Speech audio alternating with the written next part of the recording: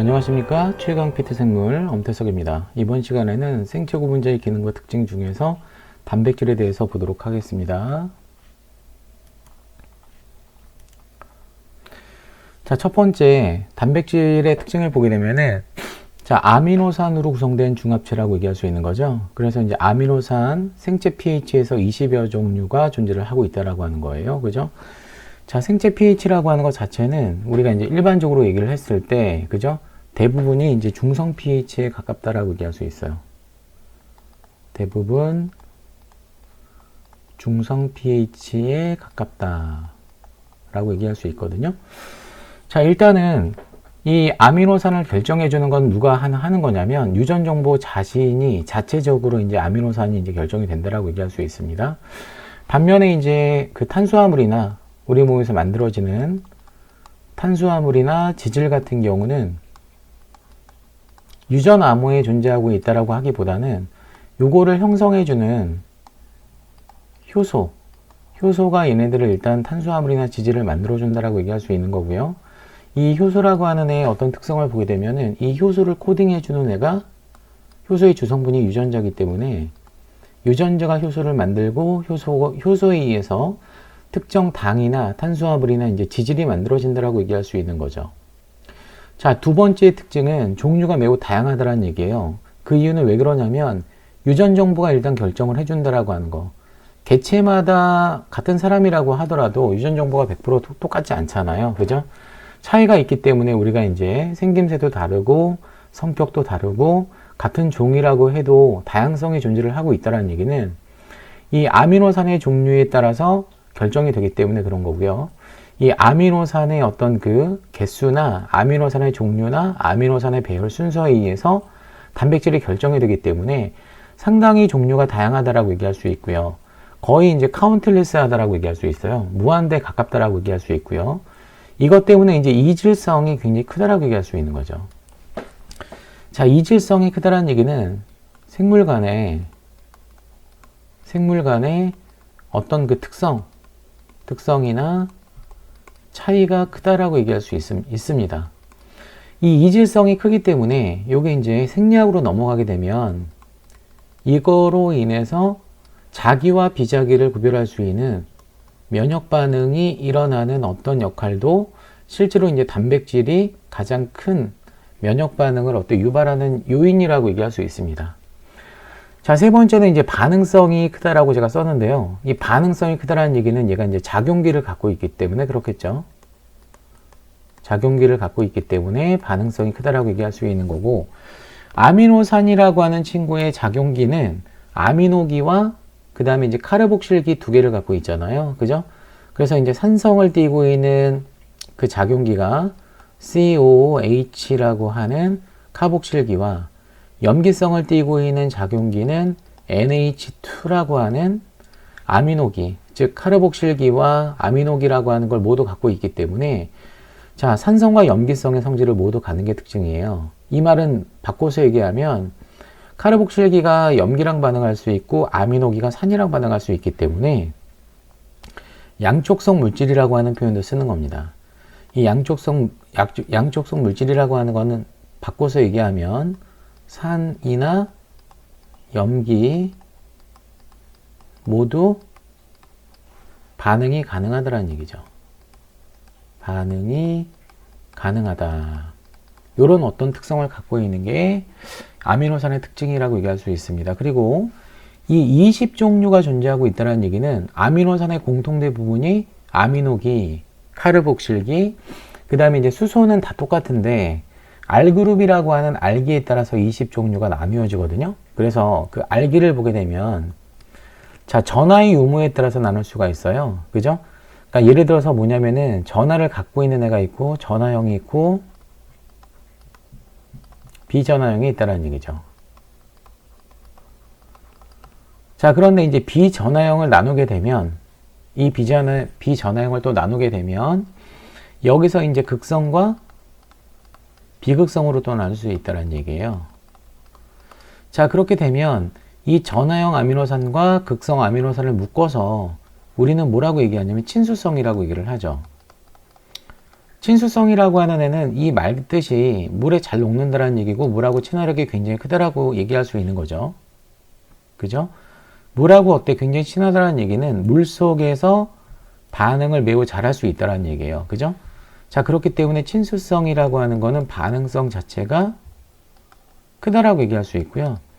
상대적으로 이제 비극성을 띠고 있는 이런 아미노산 9가지가 있는데 얘가 이제 소수성 아미노산이라고 얘기할 수 있고 이 소수성 아미노산은 반응성이 상대적으로 낮을 수밖에 없습니다. 단백질이 이제 여러 형태가 존재하고 있는데 그 단백질을 형성하고 있는 입체 구조에서 안쪽에 있는 애들은 물하고 멀리 어때 떨어져 있는 성질을 갖고 있기 때문에 상대적으로 이제 소수성 아미노산들은 단백질의 안쪽에 존재를 해요. 친수성 아미노산 같은 경우는 바깥쪽에 존재하고 있는 게 특징이라고 얘기할 수 있는 거죠. 자, 그래서 이제 아미노산의 어떤 구조를 잠깐 보시게 되면 아미노산의 이제 구조를 잠깐 보시게 되면 아미노산의 구조를 잠깐 보시게 되면 이 중심탄소에 존재하고 있는 이 네 가지의 어떤 가지를 주목할 필요가 있다는 얘기예요. 자, 지금 오른쪽을 보시게 되면 자, 카르복실 그룹이라고 하는 게 있죠. 그죠? 요게 이제 산성을 띠고 있는 어떤 부위라고 얘기할 수 있고 왼쪽에 존재하고 있는 아미노 그룹이라고 하는 얘가 염기성 부분이라고 얘기할 수 있습니다. 그죠?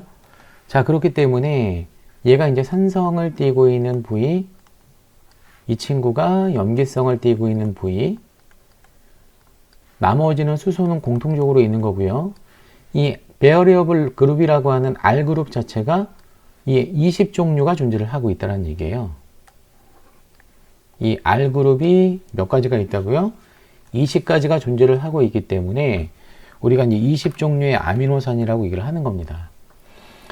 자, PT에서 잘 나오는 어떤 문제 중에 하나가 뭐가 있냐면 등전점 문제가 매우 잘 나오죠. 그죠? 자, 이 등전점이라고 하는 거는 핸더슨-하슬 바우 공식이라고 하는 화학 개념을 이용해서 우리가 이제 접근할 수 있는데요. 우리가 이제 수소이온 농도라고 하는 거를 마이너스 로그를 붙여가지고 어때 표현한 걸 pH라고 얘기하죠. 그죠? 그리고 이제 산의 이온화 상수를 Ka라고 얘기하는데 거기다가 마이너스 로그를 붙인 값을 pKa라고 얘기한다는 얘기예요. 그래서 핸더슨-하슬 바우 공식은 pH가 pKa 플러스 로그 HA분의 A 마이너스로 어때 표현합니다.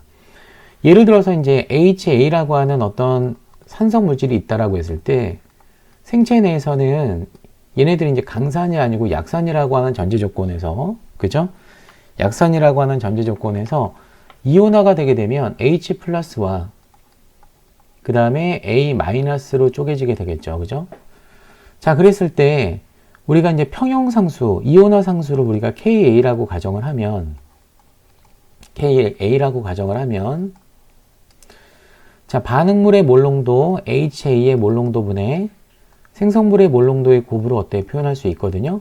고로 이제 H 플러스 A 마이너스의 어떤 몰농도의 곱으로 어때 분자를 표현할 수 있다는 얘기예요. 그죠? 자, 그렇게 되면 여기서 얘가 이온화가 됐을 때 당연히 수소이온은 산성을 띠겠죠. 얘는 이제 산성을 띠고, 그죠?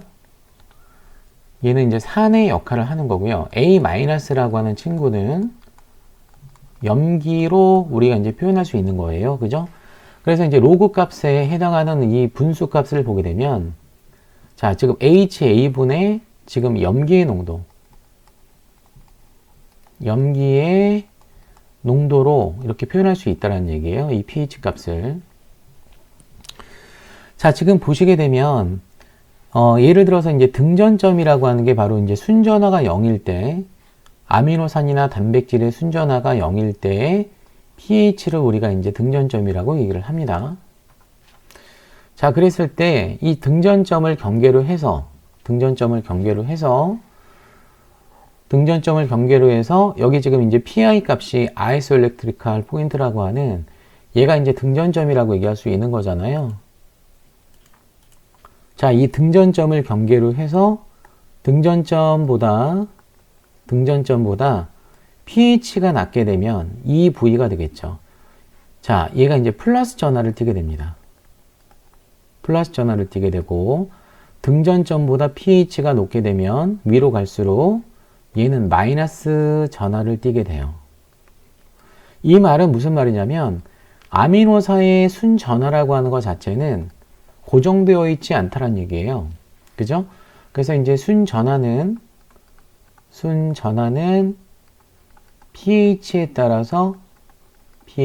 따라 달라진다. 라고 우리는 결론을 내릴 수 있는 거거든요. 자, 반면에 등전점이라고 하는 거는 주의하셔야 할 어떤 사항이 등전점 자체는 고유값이에요. 등전점 자체가 이제 고유값이라는 얘기는 얘는 물질의 특성이기 때문에 변하지 않는다는 얘기죠. 불변값이라는 얘기예요.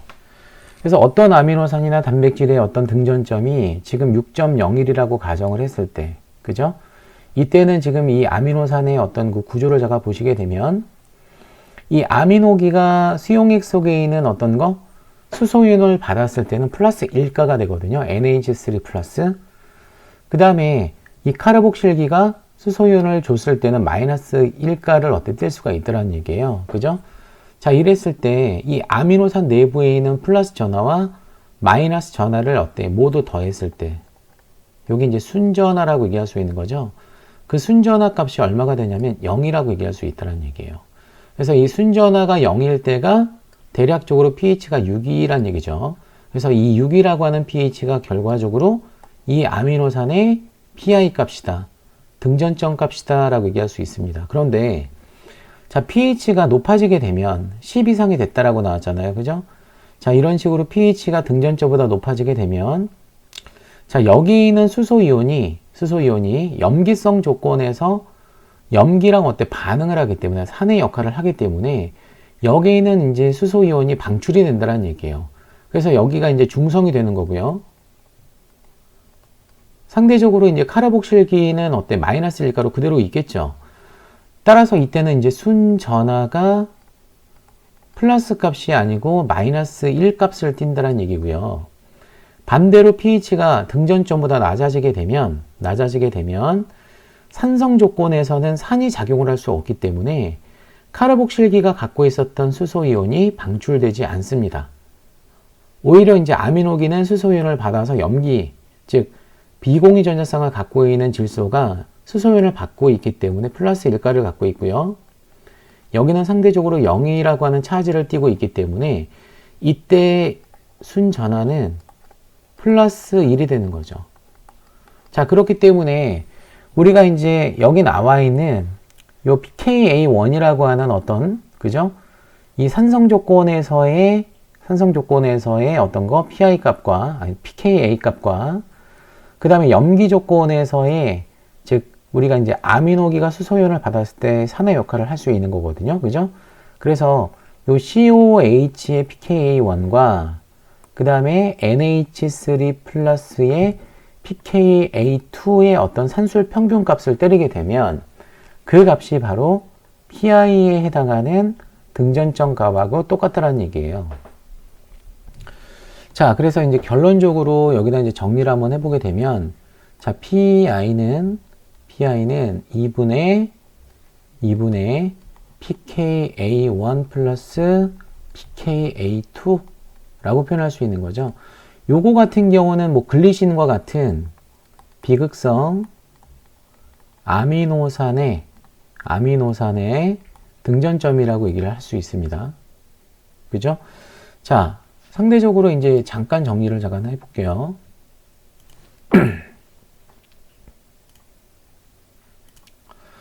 자, 등전점을 구하는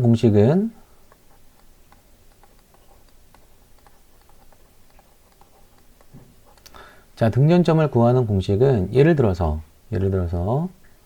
아미노산이 이렇게 이제 중심 탄소가 존재를 하고 있고 카르복실기가 존재하고 있는 장소와 아미노기가 존재하고 있는 장소와 그 다음에 R그룹이 존재하고 있는 장소와 수소이온이 존재하고 있는 장소로 나눌 수 있다는 얘기거든요. 자, 그런데 이 아미노기라고 하는 친구가 여기서는 염기성을 띠고 있기 때문에 산성 조건에서는 뭘 받을 수 있냐면 수소이온을 받을 수가 있습니다. 그래서 NH3 플러스가 될 수 있다는 얘기예요. 이렇게. 이때 이제 얘가 산의 역할을 할 때, 요거를 이제 pKa1이라고 하고요. 그죠? 얘가 산의 역할을 할 때, 얘가 pKa2라고 얘기할 수 있는데, 얘가 이제 산성이 강하죠?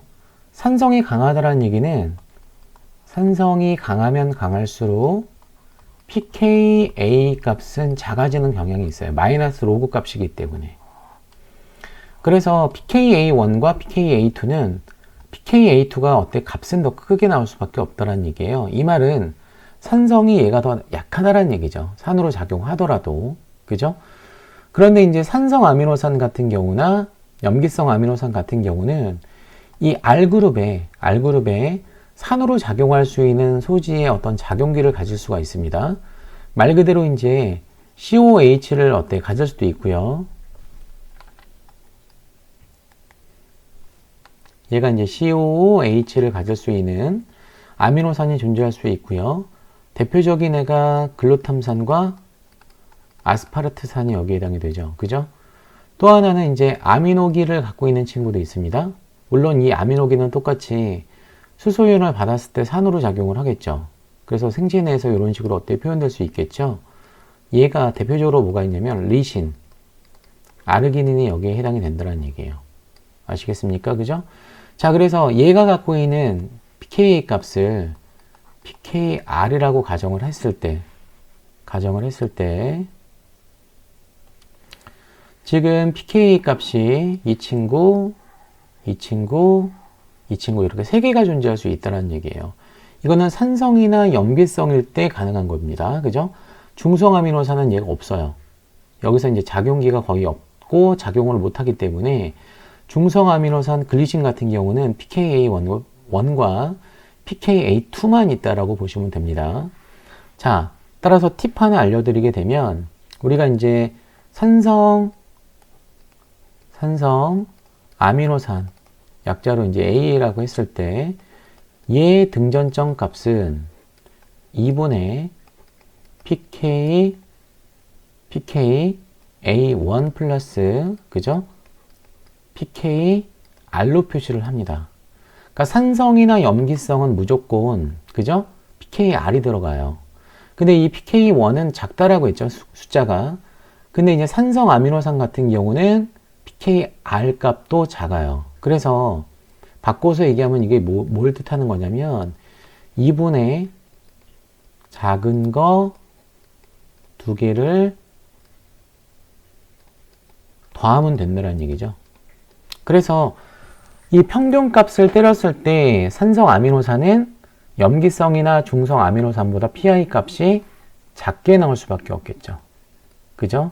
상대적으로 작게 나올 수밖에 없습니다. 자, 염기성 아미노산 같은 경우는 마찬가지로 pI 값은 2분의 pKr은 공통적으로 들어가고요. 여기서 이제 pKa1이 아니고 얘는 pK2가 됩니다.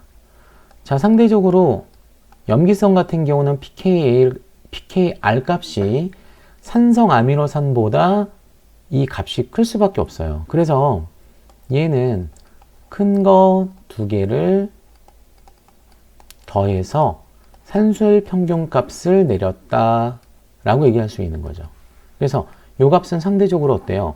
크게 나올 수밖에 없다는 얘기예요. 그러면 얘와 얘 사이에 어때 중간으로 나올 수 있는 애가 누구냐? 중성 아미노산이라고 얘기할 수 있는 거죠. 중성 아미노산 같은 경우는 pKr이 없기 때문에 pKa1 플러스 pKa2의 산술 평균값이 결과적으로 이제 등전점이라고 이해할 수 있다는 얘기예요. 아시겠죠? 그죠? 그래서 이제 전기영동 같은 걸 하게 되면 등전점 전기영동이라고 하는 게 있거든요.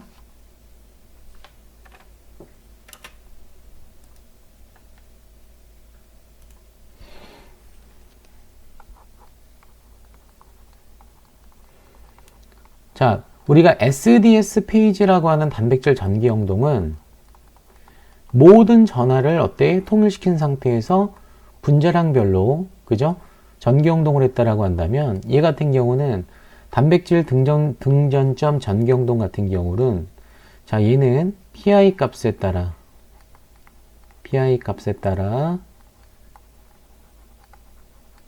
단백질을 전기 영동했다라고 얘기할 수 있습니다. 아시겠습니까? 그래서 우리가 이제 전기 영동이니까 당연히 전기장을 우리가 이제 형성을 해줘야 되겠죠. 이렇게. 그죠? 자, 요런 어떤 고정상에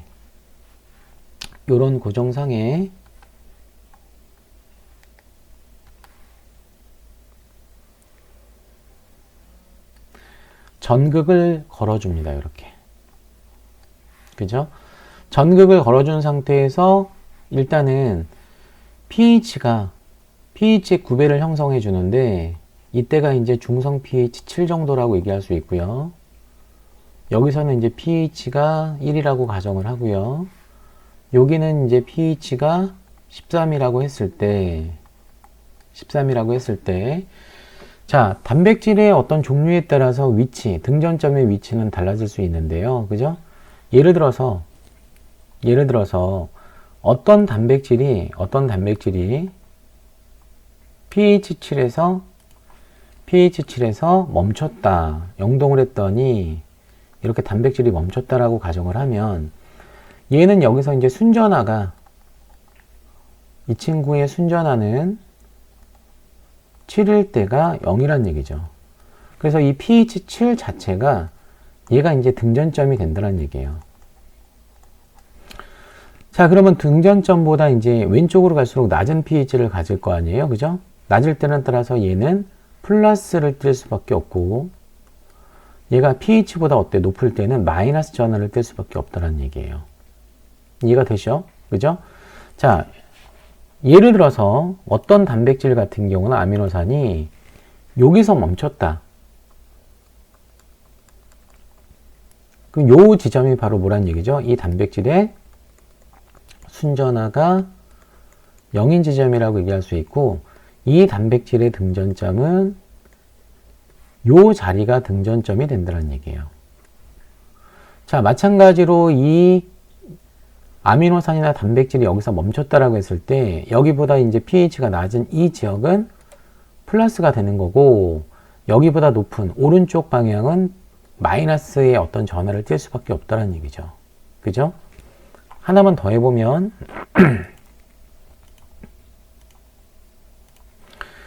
자, 어떤 단백질은 여기에서 전기영동이 되다가 멈췄다라고 한다면 마찬가지로 이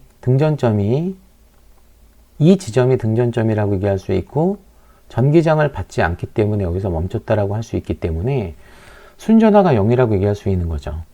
그래서 이 단백질이 있는 위치의 pH보다 낮을 때는 상대적으로 플러스 전하를 띠게 되고요. 이 전 영역이 다 되겠죠. 여기서부터 여기까지가 전부 다 이제 플러스 전하를 띈다라고 얘기할 수 있고 요 지점보다 오른쪽에 해당하는 부분은 플러스 전하가 아니고 마이너스 전하를 띈다라고 얘기를 할 수 있다는 얘기예요. 이렇게 어떤 규칙성이 있냐면 등전점보다 pH가 낮게 되면 플러스 전하, 등전점보다 pH가 높으면 마이너스 전하를 띠고 있는 형태의 그래프가 나오는데 실제로 여러분들이 이제 시험을 볼 때는 이 그래프가 상당히 유용하게 작용을 합니다. 이 그래프는 등전점 그래프인데 x축에 해당하는 요 값이 주변의 pH라고 놓을 수 있고요. 여기가 이제 pH 7이고 pH 7 이상이고 미만이고 이런 식으로 얘기할 수 있겠죠. 그죠? 그 다음에 이제 y축은 내차지라고 얘기해서 순전하라고 했을 때 자, 플러스하고 마이너스 값에 이렇게 해당하는 어떤 형태의 순전하를 띨 수밖에 없다는 얘기잖아요. 그죠? 그럼 예를 들어서 이 초록 색깔에 해당하는 단백질의 그래프를 한번 그려보게 되면 이 7일 때가 순전하가 0이고 7보다 어때 작을 때는 플러스고 7보다 어때 클 때는 마이너스이기 때문에 그래프의 형태는 이런 식으로 떨어지는 어떤 그래프를 갖는다는 얘기예요. 그래서 요 지점을 등전점이라고 가정을 했을 때 등전점보다 낮을 때는 순전화가 플러스, 등전점보다 클 때는 마이너스의 어떤 내차지를 순전화를 갖는다 라고 우리는 얘기를 할 수 있는 거죠. 자, 그렇기 때문에 전기형동을 할 때 이렇게 전극을 아까 걸어준다라고 얘기했었죠. 자, 전극을 걸어줄 때 여기가 이제 플러스 전하를 띄고 있는 애가 요 지점에다가 마이너스 전극을 어때 걸어주게 되면 고정상 바깥으로 이탈할 수밖에 없기 때문에, 그죠? 반드시 양극에서는 청력이 작용을 할 수밖에 없습니다. 그래서 낮은 pH에서는, 낮은 pH 쪽에는 플러스 극을 걸어주고요. 그죠? 그 다음에 높은 pH 지역에는 음극, 마이너스 극을 걸어줘야지만 이 매질에서, 이 고정상에서 정확하게 전기형동이 일어날 수 있다는 얘기예요. 물론 여기서 이제 전원 장치는 플러스 마이너스가 교대로 바뀌는 교류 전원을 이용하면 안 되고 일정한 직류 전원을 사용을 해야 되겠죠. 아시겠습니까? 자, 그래서 이제 우리가 이제 단백질을 구성하고 있는 아미노산의 종류를 보게 되면 1차적으로 이제 전하형 아미노산이 있다는 얘기예요. 이 전하형 아미노산은 산성을 띠거나 염기성을 띠는 두 가지 형태밖에 없다라고 얘기할 수 있거든요. 자, 여기 이제 그림을 잠깐 보시게 되면 그 플러스 전하를 띠고 있는 양전기를 띠고 있는 애를 우리는 염기성 아미노산이라고 얘기를 하고, 자, 음전하를 띠고 있는 네거티브 전하를 띠고 있는 애를 우리는 산성이라고 얘기를 합니다. 자, 얘네들은 공통적으로 수소와 카르복실기와 아미노기는 다 공통적이라고 얘기했잖아요. 근데 수용액 상태에서는 얘와 얘가 이제 산과 염기로 작용하기 때문에 카르복실기는 CO-고 아미노기는 NH3+로 어때요? 이온화가 된다는 얘기예요. 다 똑같죠, 요거는? 자, 그런데 이제 네거티브를 띠고 있는 산성 아미노산은 아스파르트산과 글루탐산이 여기에 해당이 되는데 얘네들은 R그룹의 카르복실기를 갖고 있기 때문에 이것 때문에 이제 음전하를 띠고 있다는 얘기예요. 중성 조건에서 혹은 생체 조건에서. 상대적으로 이제 리신, 히스티딘, 아르기닌 같은 경우는, 그죠? 여기에 지금 NH2 플러스, NH 플러스, NH3 플러스라고 하는 염기성의 어떤 특성을 갖고 있다라고 하는 게 특징이죠. 얘네들은 지금 질소가 여기 공통적으로 존재하고 있는 이 질소에 비공유 전자쌍이 있다라는 얘기예요. 비공유 전자쌍이 있다라는 얘기는 바꿔서 얘기하면 뭐예요? 수소연을 받을 수 있기 때문에 로이스 산염기에서 염기로 작용할 수 있다는 얘기죠. 염기성을 띠고 있는 특징을 갖고 있는 거죠. 게다가 이제 히스티딘과 아르기닌과 리신 같은 경우는 히스티딘 말고 여기 지금 존재하고 있는 아르기닌과 리신 같은 경우는요, 그죠? DNA와 결합하는 히스톤 단백질에 풍부합니다. 히스톤 단백질에 풍부하다. 이 말은 히스톤 단백질을 구성하고 있는 아미노산 중에서 성분비가 매우 어때? 높은 편이라고 얘기할 수 있는 거죠. 그래서 이 히스톤 단백질을 우리는 무슨 단백질이라고 얘기를 해? 염기성 단백질이라고 얘기를 합니다. 아시겠죠? 그죠? 자, 그 다음에 이제 극성 특수한 아미노산이 나왔는데 이 특수한 아미노산은 먼저 잠깐 보게 되면 실제로 여기서 이제 시스테인이라고 하는 요거는 이제 극성에 해당이 돼요. 요거는 극성에 해당이 되는데 일단은 얘가 스페셜 그룹으로 어때 끼어들어간 이유 중에 하나는 뭐냐면 시스테인은 이황화 결합을 하는 게 특징이죠. 이황화 결합은 단백질의 3차 구조에 밑그림을 그리는 어떤 측면에서 매우 중요합니다. 그 다음에 이제 글리신 같은 경우는 R그룹에 존재하고 있는 애가 수소예요. 수소이기 때문에 다른 아미노산 19개의 아미노산하고 다른 점이 이 중심 탄소가 광학이성질체가 아니란 얘기죠. 그러니까 비대칭 탄소가 아니란 얘기예요. 카이랄 탄소가 아니란 얘기죠, 이게. 그죠? 그래서 얘는 실질적으로 어때요? 좀 약간 특이한 어떤 성질을 갖고 있는 게 특징이고요. 자, 프롤린 같은 경우는 얘가 지금 탄소에서 가지가 뻗어나와 있는 이 R그룹이 단독으로 이 탄소에서 결합되어 있는 게 아니고 아미노기랑 또 어때 공유결합을 하고 있는 측면에서 약간 좀 특이한 특성을 갖고 있다는 얘기입니다. 그래서 이제 특히 이제 글리신하고 프롤린 같은 경우는 이렇게 묶었을 때 얘는 둘 다 소수성 아미노산이거든요. 소수성 아미노산은 세포막 내부에 세포막 관통단백질의 내부에 알파나선 구조를 어떻게 형성하는 게 특징인데 얘 같은 경우는 알파나선 구조를 형성하지 않는 게 특징이죠. 그래서 우리가 이제 세포막 막관통단백질에서 인지질과 상호작용하는 지방산과 상호작용하는 부위는 9개의 아미노산이 어때? 비극성이면서 소수성인데 그 비극성 아미노산 9개가 다 잘 나타나는 게 아니고 글리신과 프롤린은 여기서 예외예요. 아시겠죠? 그죠? 그래서 알파나선 구조 형성을 수행하지 못하기 때문에 특이한 어떤 그룹으로 어때? 이렇게 이제 묶어둘 수도 있다는 얘기죠. 자, 그러면 이제 우리 극성으로 넘어가게 되면 자, 지금 여기 세린이라고 하는 애가 있죠? 세린이 있고 그 다음에 이제 트레오닌이 있고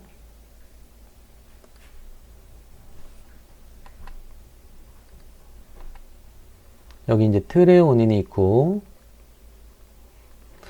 그 다음에 이제 아스파라진이 있고 아스파라진, 글루타민이 있죠.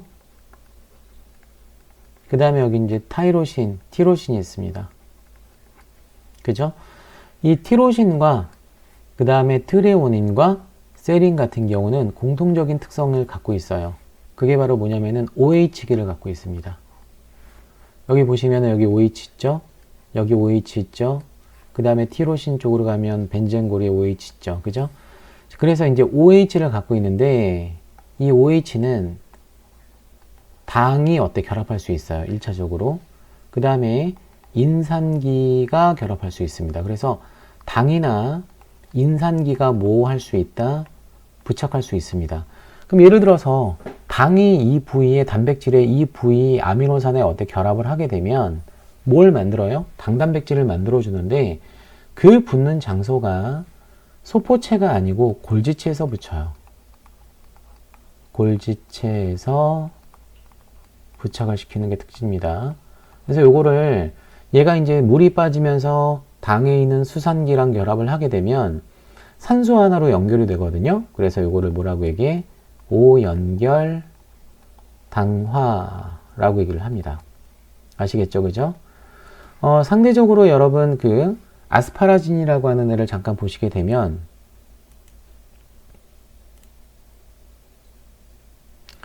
이 아스파라진은 NH2라고 하는 애를 갖고 있죠. 그죠? 요게 이제 아미노기가 아니고 아마이드라고 얘기해요. 아마이드. 이 아마이드에 당이 결합할 수 있는데 여기서도 이제 당이 부착이 될 수 있습니다. 그러면 질소를 매개로 해서 당이 붙는 경우기 때문에 이런 경우를 N연결 당화라고 얘기를 하고요. 이 N연결 당화는 소포체에서 일어납니다. 그래서 이제 세포학에서 소포체에서 당단백질이 만들어질 때 단백질에 붙는 당은 어느 아미노산에서 아스파라진, 골지체에서 어때? 당이 어때? 치환되면서 단백질에 붙을 때는 이 아스파라진에 붙지 못하고 어디에 붙는다고요? 세린이나 트레오닌에 결합이 돼요. 얘 같은 경우는. 그지? 자, 그런데 이제 티로신 같은 경우는 약간 좀 특이해요. 얘가 지금 이 세 가지가 지금 어때? 인산기가 부착이 될 수 있다라고 얘기했잖아요. 그죠? 자, 인산기 같은 경우는 대부분이 대부분이 세린이나 트레오닌에 붙을 수 있습니다. 그죠? 보통 단백질의 인산화가 되는 과정에서 인산화 요소는 단백질의 세린 부위와 트레오닌의 인산기를 붙이는 게 특징인데, 티로신 같은 경우는 어느 때 부착이 될 수 있냐면, 얘는 수용체 단백질이 인산화가 됐을 때, 는 티로신에 붙는 게 특징이에요. 요게 차이가 있습니다. 그러니까 세린, 트레오닌은 일반적으로 붙는 장소고, 티로신 같은 경우는 특이한 어떤 수용체 같은 단백질에 인산기가 붙을 때, 그래서 티로신 인산화 요소 수용체라고 하는 RTK라고 하는 수용체 같은 경우는 그 티로신이라고 하는 어떤 그 단백질 영역에 인산기가 3개가 붙죠, 양쪽에. 그죠? 그래서 세포 내 쪽에 있는 어떤 효소와 또 반응을 시켜서 효소를 활성화시키는 역할을 하는 애가 그 티로신 인산화요소 수용체가 여기에 이제 해당이 되는 어떤 특성을 갖고 있다라고 우리는 얘기를 할 수 있습니다. 자, 비극성 아미노산을 보게 되면 얘가 이제 토탈 9가지가 있는데, 그죠? 그 9가지 중에서 지금 나와 있는 건 7가지밖에 없죠? 그 9가지 중에서 지금 7가지밖에 없는 이유는 아까 스페셜 그룹에 2개가 빠졌기 때문이라고 얘기할 수 있습니다. 원래는 9가지예요. 그죠? 이 중에서 이제 2개가 아까 얘기한 글리신, 그 다음에 또 하나가 프롤린. 얘네들은 알파나선 구조를 형성하지 못한다라고 하는 특성을 갖고 있다라고 했습니다. 일단은 알라닌, 이소루신, 류신, 메티오닌, 페닐알라닌, 트립토판, 발린이 여기에 해당이 되거든요. 이걸 외우는 방법 중에 하나가 뭐가 있냐면, 저는 약간 비슷한 용어끼리 같이 묶어서 외우는데, 알라닌, 페닐알라닌, 그죠? 류신, 이소루신. 이렇게 이제 묶어서 외울 수 있고요. 그 다음에 이제 메티오닌, 메사이오닌은 단백질 번역 시 가장 먼저 오는 애. 가장 먼저 번역되는 아미노산이죠. 그죠? 자, 트립토판 오페론으로 외우기도 하고요. 그죠? 얘는 동위코돈이 없다라고 하는 게 또 중요해요. 동위코돈이 없다. 발리는 뭐가 중요할까요, 여러분? 그죠? 겸상적 혈구 빈혈증하고 상관이 있죠.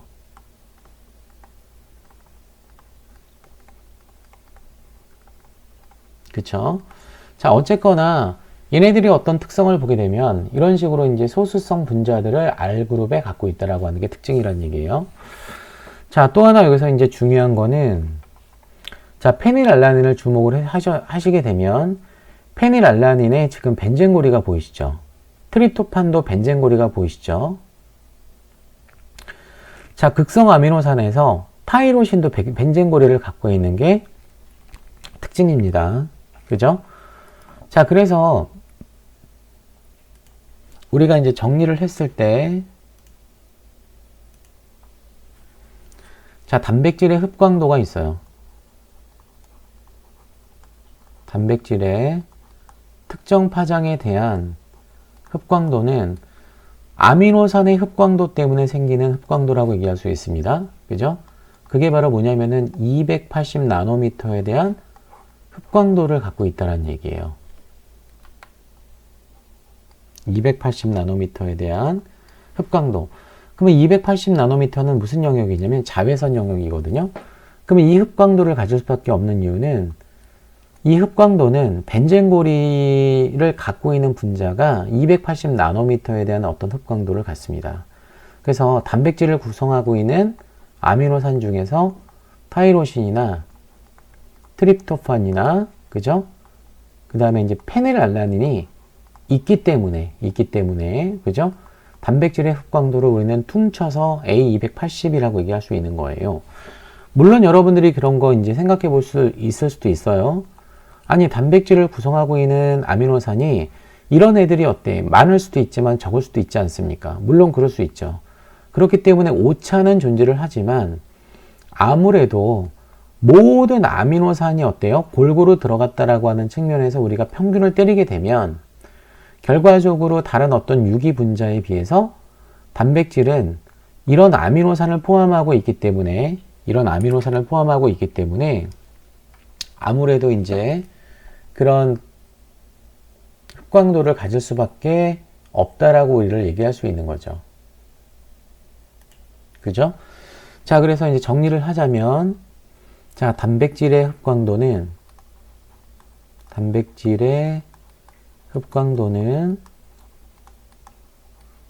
A 280 나노미터인데 그 이유는 뭐 때문이다? 아미노산 중에서 트립토판, 티로신, 페닐알라닌이 존재하기 때문이다. 그죠? 자, 그런데 이제 헥산의 흡광도도 있어요. 헥산의 흡광도는 이거보다 조금 파장이 짧은 260 나노미터의 흡광도라고 얘기할 수 있습니다. 아시겠죠? 그죠? 그래서 이 같은 경우는 둘 다 이제 자외선 영역에 해당하는 흡광도인데 헥산도 고리 구조를 갖고 있는 게 있거든요. 그게 바로 뭐냐면은 질소염기죠. 그죠? 그래서 질소염기가 있기 때문에 자외선에 대한 어떤 그 흡광도가 크다라고 얘기할 수 있습니다. 그래서 정리를 하자면 이런 트립토판, 그 다음에 타이로신, 페닐알라닌과 아데닌, 구아닌, 시토신, 우라실, 티민 이런 질소 염기들은 모두 고리 구조를 갖고 있다는 얘기고, 이 고리 구조에 대한 어떤 특정 파장에 대한 흡광도는 280, 260 나노미터에 해당하는 자외선 흡광도를 갖고 있다라고 하는 걸 우리는 알 수 있는 거죠.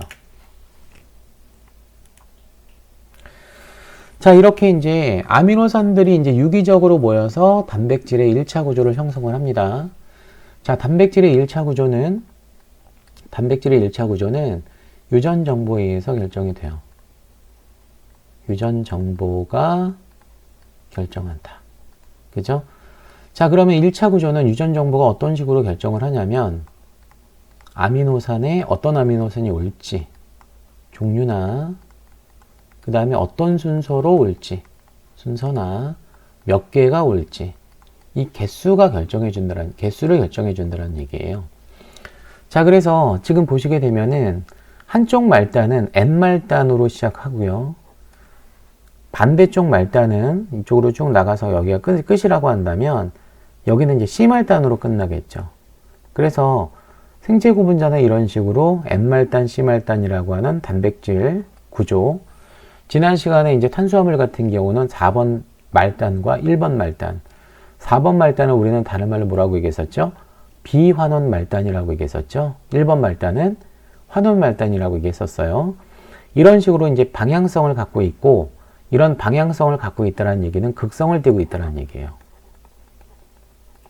그래서 여기 지금 온 순서를 보게 되면 이게 랜덤하게 오는 건 아니겠죠. 글리신, 프롤린, 트레오닌, 글라이신, 그죠? 트레오닌, 글라이신 이런 식으로 온 이유는 소위 이제 유전 정보가 이런 식으로 결정을 했기 때문에 정해진 순서대로 온 것이다 라고 얘기할 수 있습니다. 그죠? 그리고 또 하나는 1차 구조를 형성하는 과정에서, 그죠? 이때는 아미노산과 아미노산 사이에 물이 빠지면서 결합하는 특성을 갖겠죠? 그래서 이런 어떤 결합이 계속적으로 반복적으로 나타나는 게 특징입니다. 지금 보시면 CO, NH라고 하는 거. 지금 이 산소는 음전하를 띠겠죠. 음성도가 크기 때문에 탄소는 양전하 띠고, 질소는 음전하 띠고, 수소는 이렇게 양전하를 띌 거 아니에요. 이렇게 극성이 강한 공유결합을 형성하는데, 이 공유결합을 우리는 뭐라고 얘기해? 펩티드 결합이라고 얘기를 하는 거죠. 펩티드 결합이나 펩타이드 결합. 그래서 어쨌거나 아미노산과 아미노산 사이에 공유결합이라고 하는 펩티드 결합을 형성해 준다는 얘기는 이 과정에서 반드시 뭐가 필요하다라고 하는 걸 알 수 있습니까? 효소가 필요하다라고 하는 걸 알 수 있고요. 그 효소의 역할을 누가 한다? 리보좀 큰 소단위체가 수행을 한다라고 얘기할 수 있습니다. 그래서 리보좀이 효소 역할을 하기 때문에 얘를 우리는 뭐라고 얘기해? 리보자임이라고 얘기하는 거죠. 1차 구조가 어떻게 결정이 되게 되면 2차 구조와 3차 구조는 자발적으로 형성이 됩니다. 자, 2차 구조는 어떻게 만들어지는 거냐면 2차 구조는 이렇게 1차 구조가 만들어졌을 때, 그죠?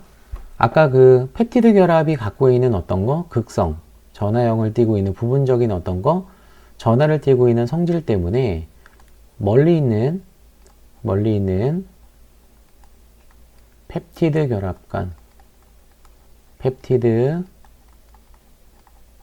결합간, 그죠? 무슨 결합이 형성이 돼요? 수소 결합이 형성이 됩니다. 물론 공유 결합보다는 약하지만 나름대로 비공유 결합 중에서 상당히 강한 애가 수소 결합이라고 얘기할 수 있다는 얘기예요. 그래서 이제 두 가지 타입이 만들어지는데 이렇게 이제 나선 형태에 해당하는 헬릭스 구조, N말단, C말단이라고 했을 때, 그죠? 이런 헬릭스 구조로 우리는 무슨 구조? 알파 헬릭스나 알파 나선 구조라고 얘기를 하는 거죠. 그죠? 그래서 여기 지금 그림에서 잠깐 보시게 되면 지금 펩티드 결합과 펩티드 결합 간에 지금 점선이 지금 보이시죠? 요 점선에 해당하는 게 바로 뭐냐면은 펩티드 결합 간에 수소 결합이 형성하고 있다는 얘기예요. 요렇게. 예를 들어서 요런 식으로 펩티드 결합이 형성이 되고 있다는 얘기죠. 그렇기 때문에 이렇게 약간 꼬인 구조가 형성이 되는 게 이제 알파 헬릭스 구조, 알파 나선 구조라고 얘기를 하고요. 자, 밑에 있는 구조는 이 지그재그로 어때 꺾이면서, 그죠? 마치 병풍 같다라고 해서 얘를 베타 병풍 구조라고 얘기합니다. 베타 병풍 구조. 그래서 2차 구조는 둘 다 똑같이 원인은 멀리 있는 펩티드 결합 간의 수결합 때문에 생기는 것이다 라고 얘기할 수 있는 거죠. 그죠?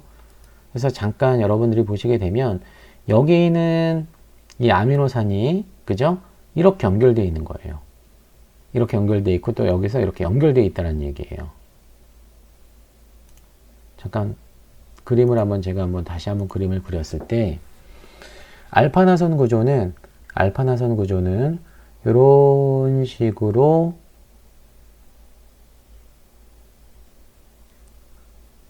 자, 꼬여있는 형태를 갖고요. 여기를 N말단이라고 하고 여기를 C말단이라고 했을 때 수소결합이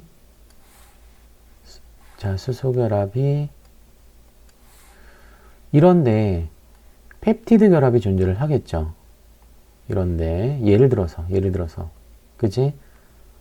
여기만 있다는 얘기가 아니고, 그지? 그러면 여기서 반대 전하를 갖고 있는 원자 간에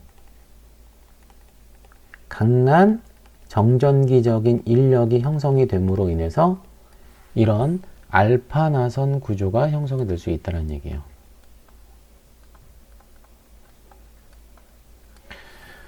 자, 상대적으로 베타 시트라고 하는 베타 병풍 구조는 뭐냐? 이런 식으로 이제 지그재그로 1차 구조가 형성이 되다가, 그죠?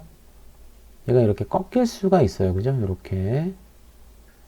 이런 식으로 꺾일 수 있습니다. 그럼 여기가 이제 N말단이고 여기가 C말단이라고 얘기할 수 있잖아요. 그죠? 자, 그러면 여기에서 이제 펩티드 결합과 이쪽에 있는 펩티드 결합 상당히 멀리 있죠. 그죠? 이런 데서 이렇게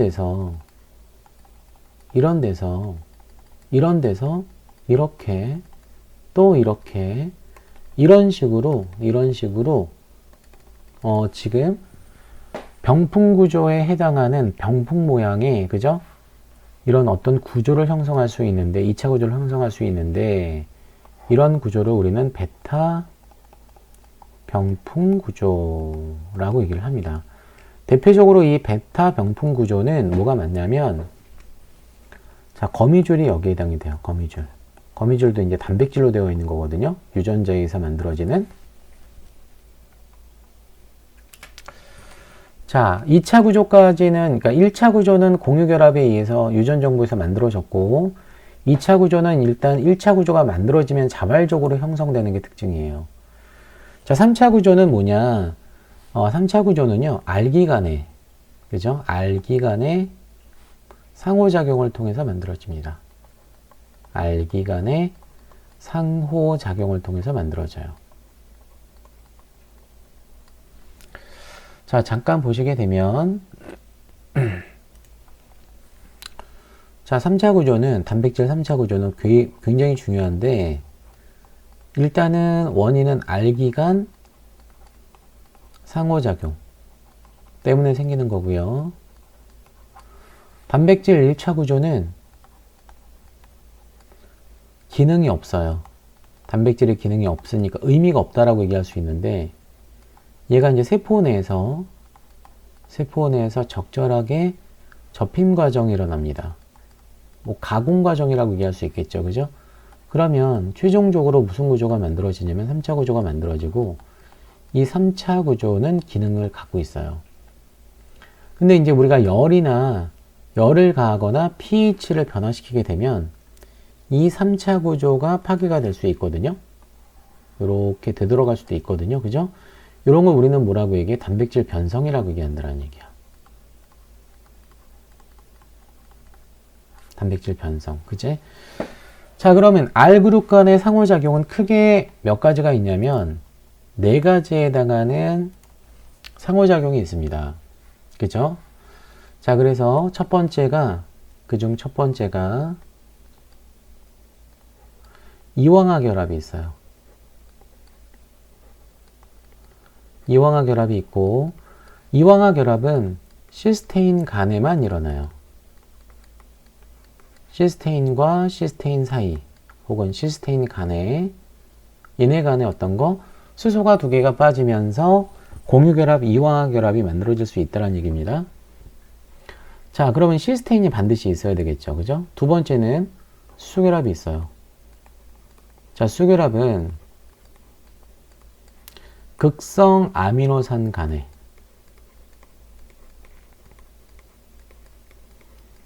자, 극성 아미노산은 다시 한번 정리를 해봤을 때 수선기를 갖고 있는 애가 티로신, 트레오닌, 세린 그 다음에 SH라고 하는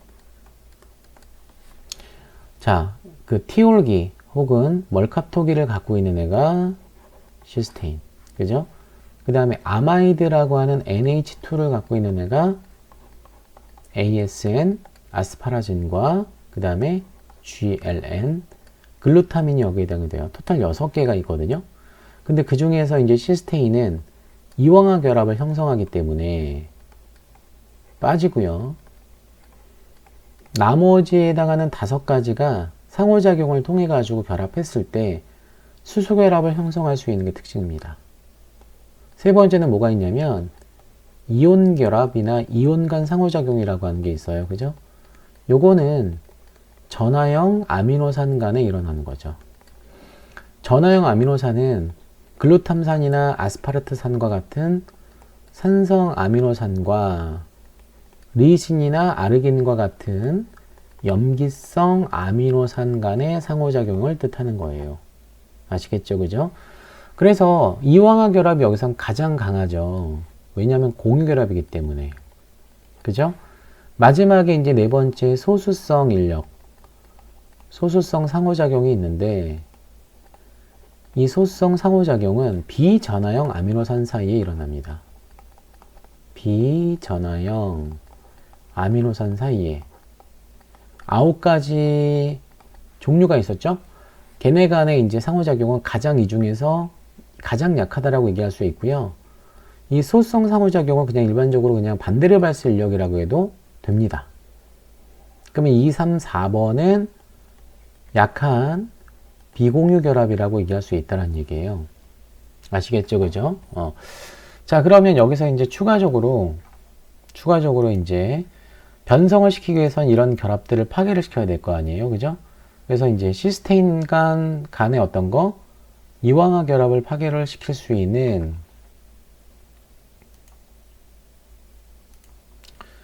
자, 이황화 결합을 파괴를 시킬 수 있는 물질, 화학 물질이 존재를 하는데 그 물질을 우리는 뭐라고 얘기하냐면 환원제라고 얘기하죠. 환원제.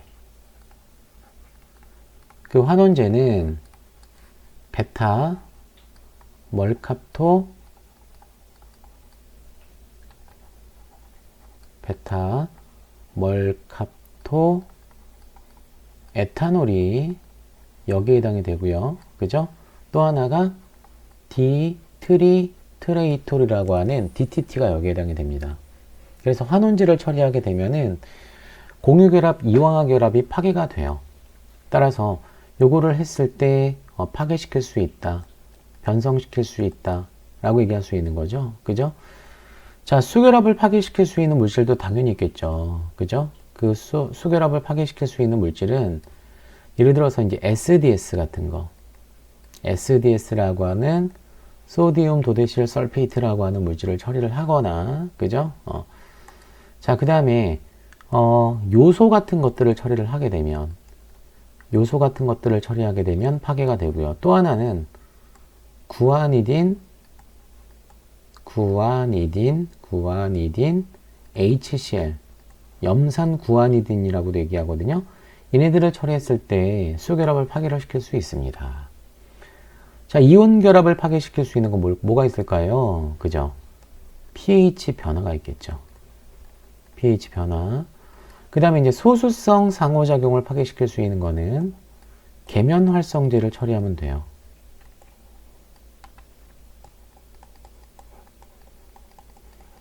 대표적인 계면활성제가 뭐가 있냐면 트라이톤 X100이라고 하는 물질이 있습니다. X100이라고 하는 물질. 자, 이런 식으로 이제 다양한 어떤 변화를 통해서 파괴를 시킬 수 있는데, 특히나 이런 방법 이외에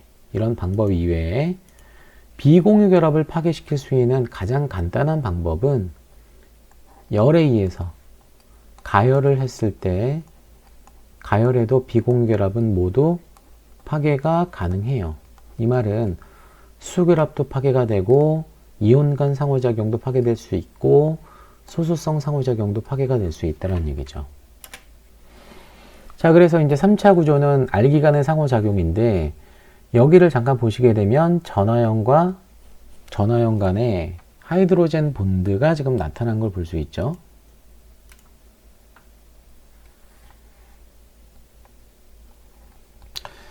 그쵸? 여기 지금 OH라고 하는 얘가 이제 델타 플러스를 띠고 있고, 산소는 마이너스를 띠고 있기 때문에 여기서 이제 수결합이 형성이 됐다라고 얘기할 수 있어요.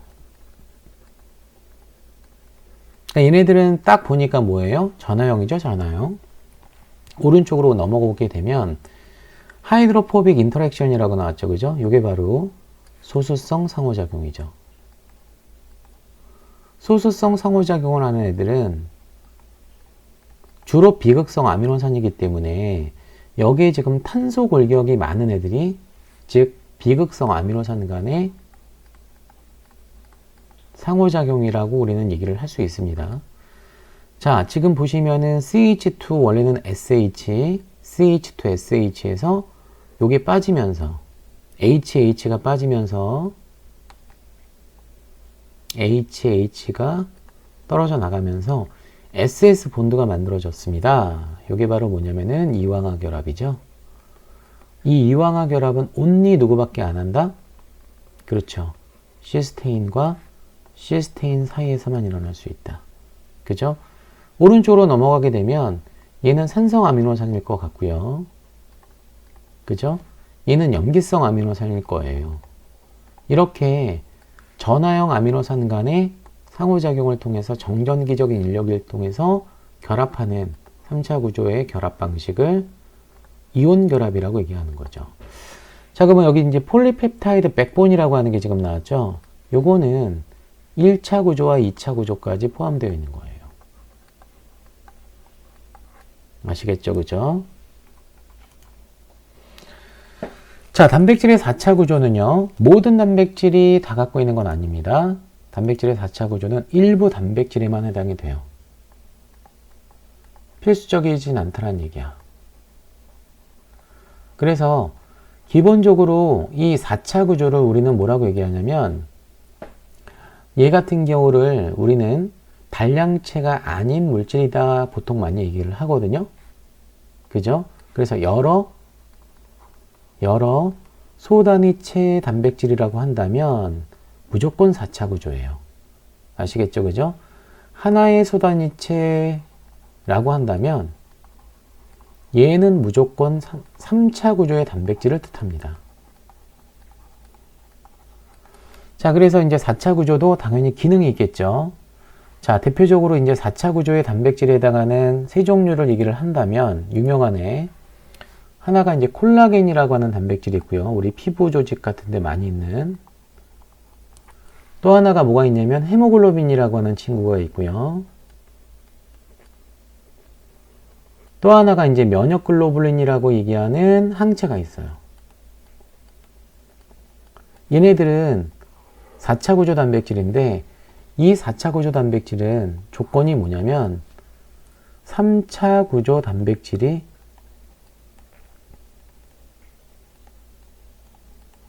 두 개 이상 모여서 기능을 수행하는 경우 이런 단백질을 4차 구조라고 얘기합니다. 그러니까 3차 구조 단백질이 하나가 아니고 두 개 이상 모이기 때문에 여러 소단위체라고 표현할 수 있는 거예요. 아시겠죠? 그죠? 자, 이렇게 이제 헤모글로빈은 알파글로불린과 여기 지금 알파 소단위체라고 나오죠. 베타글로불린이라고 하는 베타 소단위체와 햄이라고 하는 어떤 부위와 그 다음에 아이런이라고 하는 건 뭐냐면 철이에요, 철. 이렇게 이제 복잡한 여러 가지의 성분들이 유기적으로 모여서 산소 운반에 적합한 헤모글로빈이라고 하는 걸 만들어주는 게 특징이고요. 콜라겐 단백질도 보게 되면 나선 구조를 갖고 있는 단백질이 지금 세 종류가 모여 있죠. 그죠? 항체의 구조를 잠깐 보게 되면 항체의 구조는 이런 어떤 Y자 모양의 특성을 갖고 있습니다.